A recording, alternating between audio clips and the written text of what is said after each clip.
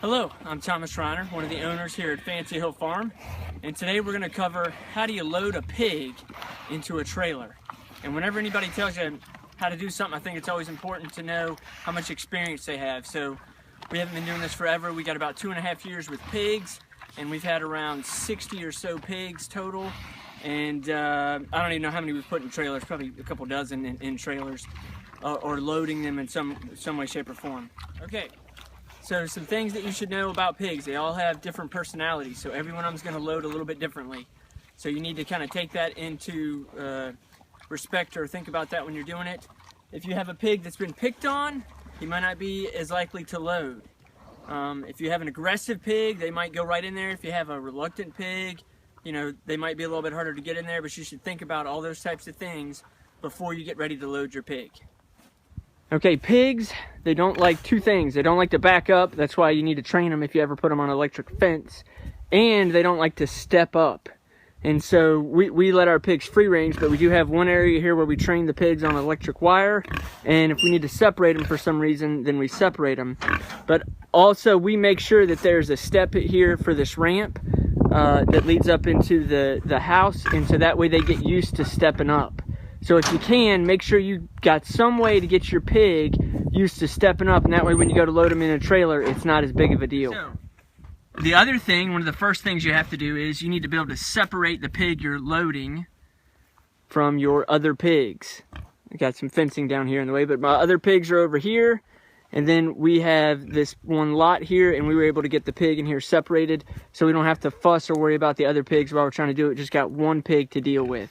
So that's number one, is get your pig separated.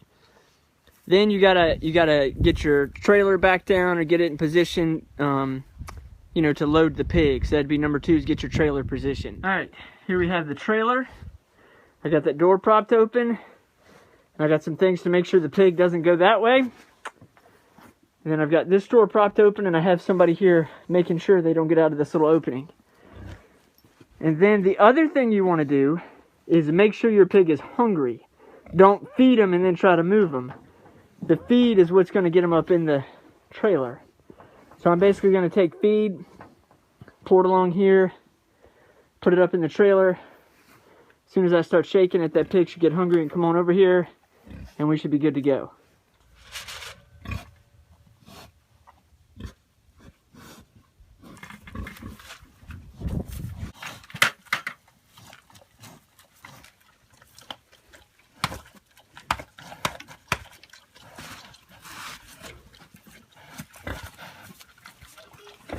Be quiet, Lynn.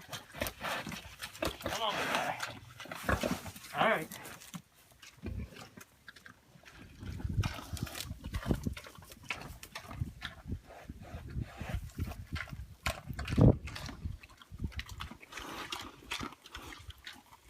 Stop it.